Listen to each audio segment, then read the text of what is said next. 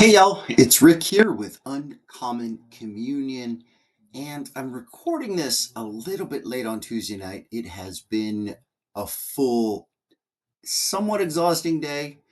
I did crash into a nice nap this afternoon, and I did have a little bit of caffeine with dinner, so I am feeling more awake. I do want to keep this short though.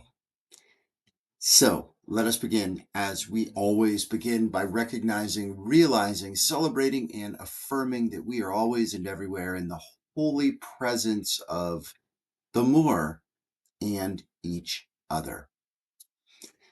So I want to share with you two things today. First is the writing in praise of that I did. You can read it below. Today, though, I felt like it would be valuable to share it with you, to give it a little more oomph, a little emphasis, to present it, if you will. The second thing is to read and reflect on just a little part of 147, Psalm 147, which is amazing that we are almost to the end, right?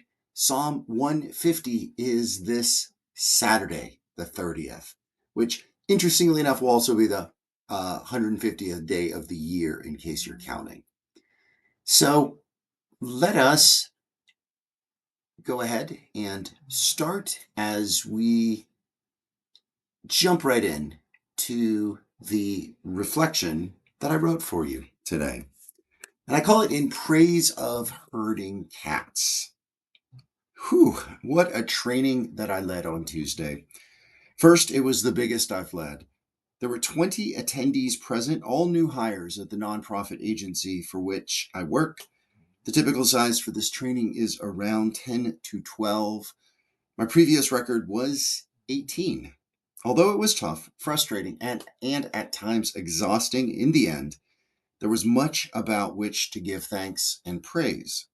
First was that we had ample space to do our work. The training is about how to de escalate intellectually and developmentally disabled individuals when they reach a crisis state and aggressively discharge emotional energy. The first part is relational skill building, and the second is physical safety skill learning and practice.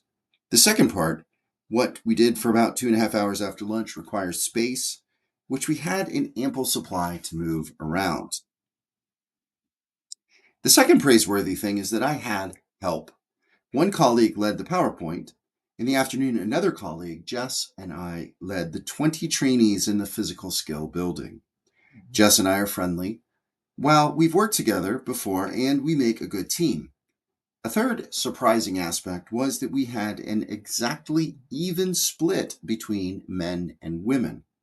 This is odd because the agency is about 60 to 65% women. The split allowed me to work with the guys and Jess to train the women during various parts of the afternoon. What is most praiseworthy, though, is the hard work the 20 staff put into our time together, and the dedication, empathy, and love they will offer the individuals the agency supports. It's a hard, often exhausting job. Them supporting individuals, and for me, supporting them in their professional training. While none of us get paid commensurate to the value we provide, the meaning we can take from all our work is, well, boundless. Oh, may it be so. All right, and let's jump into Psalm 147. Now, it's kind of a long song. It's 20 verses, and it's one of the more praise songs, not the curse and destroy my enemies type of psalm that we have encountered more times than I really would love to acknowledge.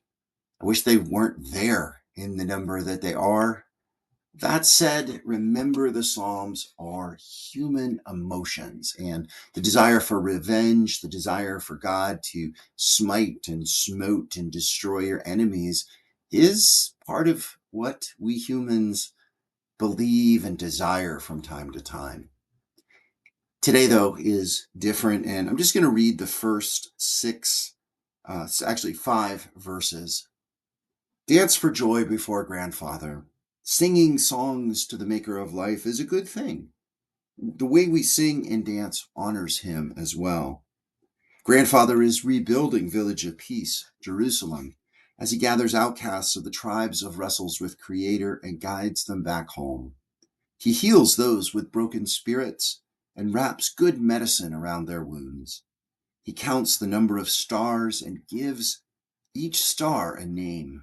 He is our great spirit chief. His power is boundless as the sky. His wisdom is far beyond all the stories we could tell. I shared those parts, those verses, because a number of things stand out and strike me. First of all, dancing for joy. What a great image and very biblical. We see King David, dancing in front of the Ark of the Covenant. And we see, it says, the people praise and dance and various times of celebration.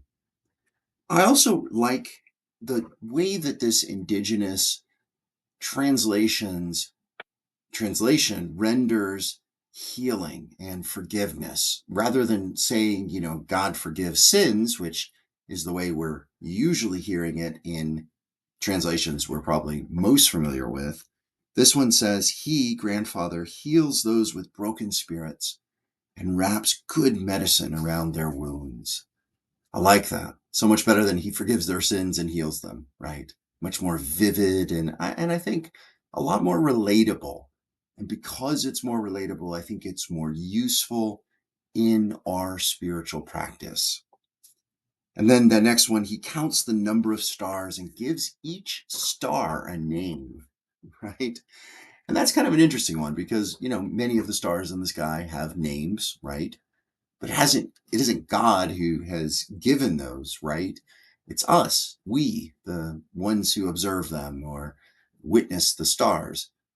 This, though, goes even further back because, yes, we name them, but who created them? God. And it's saying that God even knows the stars, right? That God has this relationship, this intimacy with even the most inanimate of things, which are stars.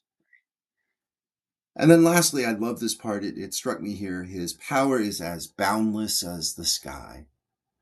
Yeah, I think I've said it here before. Boundless is the name of the agency I work for. And I love that it comes out here in that translation.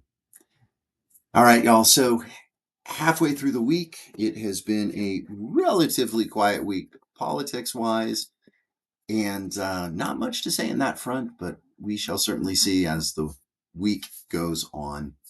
Let's end as we often end with the serenity prayer. God grant us the serenity to accept the things we cannot change, the courage to change the things that we can, and the wisdom to know the difference. Thy will, not ours, be done. All right. Thanks, y'all. I will hopefully be writing again soon. I want to get my Pentecost, my Pentecost format out to you and start following that as we wind our way through the vast majority of the liturgical year, the next months ahead of the season of Pentecost. All right, y'all. Be bold, be well, blessing, and good. Hold fast, y'all.